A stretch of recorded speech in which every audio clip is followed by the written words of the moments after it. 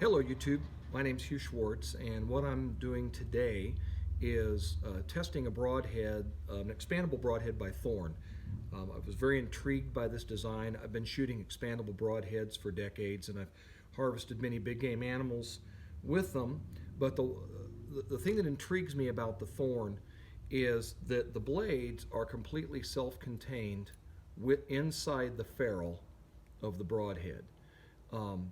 Even though expandables have a smaller profile, you'll still find that they have planing issues and still require some kind of sight movement or some sort of adjustment to be made to your rest to try to tighten your groups.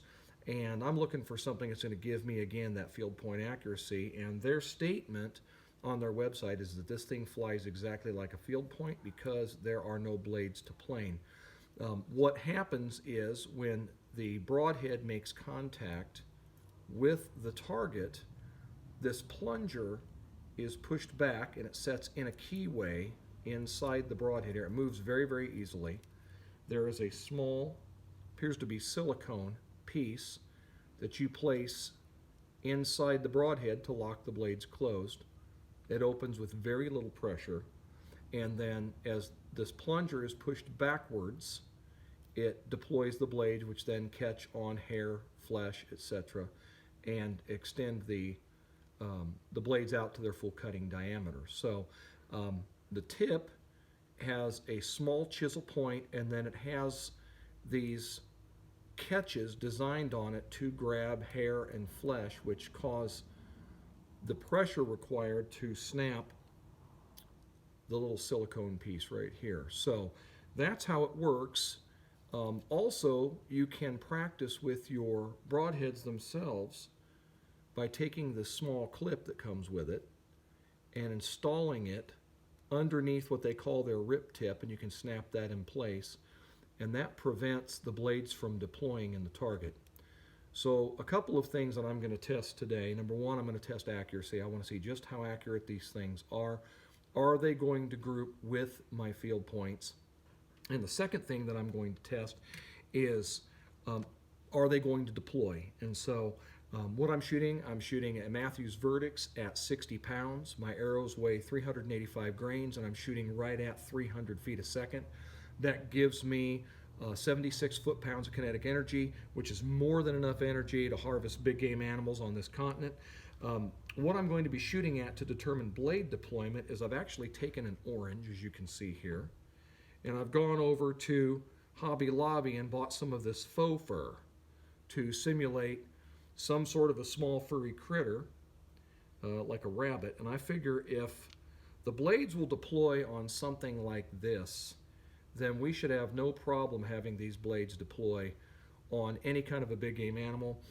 I have checked out Thorn's Facebook page and have been very impressed by the number of game animals that have been harvested and the size of the game animals have been harvested by their broadheads. So I'm really excited to try these things out. So I'm going to go set this up and reposition the camera, and we'll take some shots and we'll check for blade deployment on our mock critter.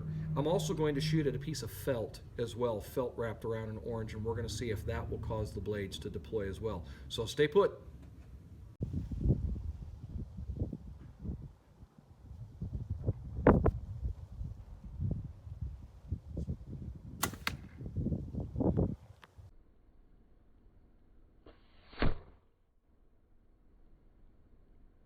All right, everybody, I'm back. So what I did there was I put it on slow motion for you to be able to watch the impact of the broadhead on the fur-covered orange, and that shot was at 20 yards. I had to put an orange dot on there because I'm shooting into a shadow, and the target actually disappeared. I couldn't pick it up. So the first thing I want to say is that I actually heard the blades deploy. I could hear them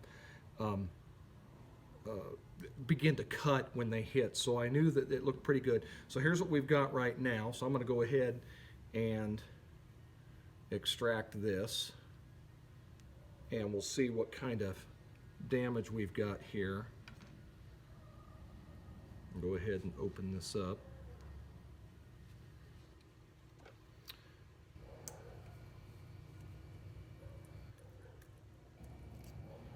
So So we'll go ahead and remove the arrow. We'll take off the fur for starters.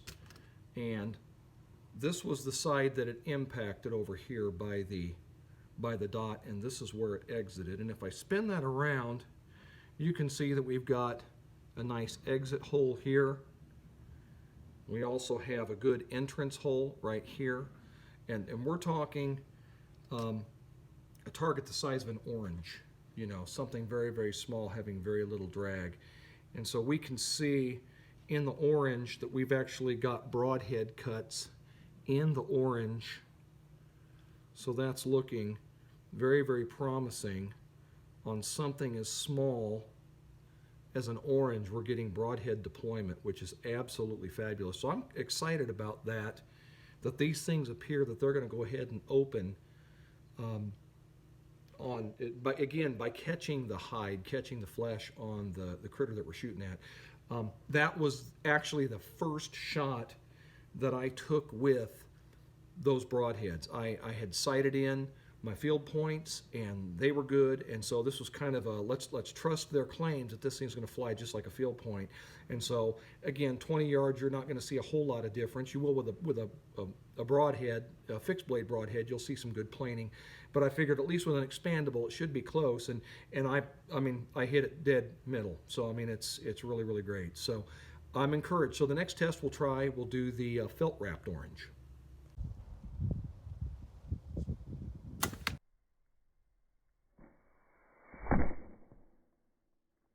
Okay, so that last shot was even better than the first shot. We have, again, full blade deployment. We'll go ahead and remove the broadhead, pull out the arrow, and I can already see that we've got a lot of damage to this felt. The blades deployed, made a beautiful exit hole. We'll go ahead and pull that out. And we've got, this was our entrance hole right here. And we can see cutting has begun from the blade deployment. And then on the back side, we've got really good expansion there. And so I think this is a successful test of the blade deployment on the Thorn broadheads. Here's the felt, and we can see we've got, this is the entrance hole right here where I had the target spot. So excellent blade deployment there on the entry, and then of course on the exit we can see that thing really made a nice hole there. So I'm confident. I've got a hunt coming up here very shortly, and I'm confident that these broadheads are going to be spectacular. I love the fact, again, that the blades are completely self-contained. I'm trying to find what I did with it here. The blades are completely self-contained within the ferrule, and they won't go back in right now because the piece of the silicone retainer is actually in there. But this plunger moves very, very freely inside this keyway that's cut into the broadhead right here, into the ferrule. And that, of course, pushes down again on that silicone retainer, and it cuts very, very easily. Again, I'm getting full blade deployment on a felt covered orange. I'm confident that these will expand on a turkey or anything else that you desire to chase. So I'll also be posting accuracy tests. I'll shoot this thing out maybe as far as 80 yards, and we'll see how we can get them to group. And I'll be back. Thank you. All right, so I'm continuing my test of the Thorn broadheads, and what I'm doing right now is I'm out at our local outdoor range, and I'm testing these broadheads as far as I'm able today. Left my rangefinder at the house, but I do remember a lot of the yardages down here.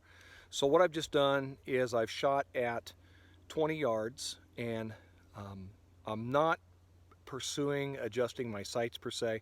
I've been shooting 85 grain tips, so I had to go to 100 because that's the lightest weight that these broadheads come in. So more than anything, what I want to demonstrate is the grouping ability of the broadhead. So I may be off on my spot, but what I want to look at is grouping. So what we've done right now is I've just shot at 20 yards, and we're going to walk up and take a look at that. So this is the group that I've got right now at 20 yards, and if you can see that, that is 2 field points and the broadhead, and they are very, very tightly grouped just off of where I'm actually supposed to hit there.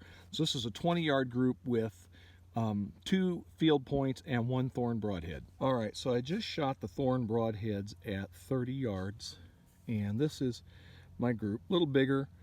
I haven't shot in a little while, but anyways, let's see what we've got here. We have 4.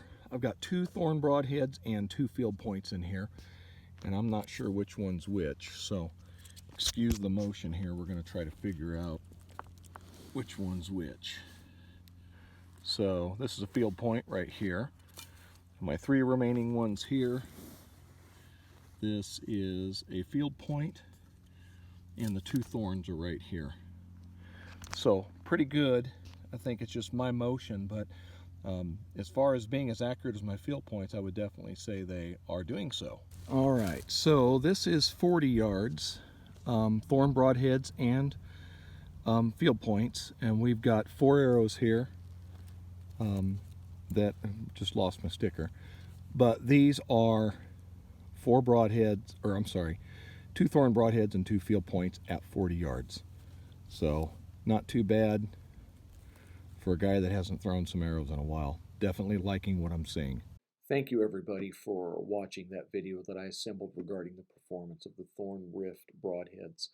I'm adding on a little tag to the end of this video because I'd like to give you an update as to how these broadheads have performed in the field.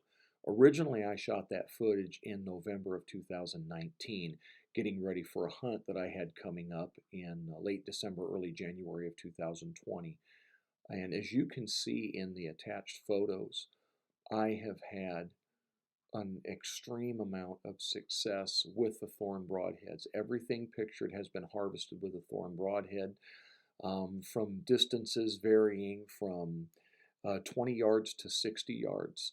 All of them have deployed, and I've been able to harvest everything that I've put a thorn broadhead into.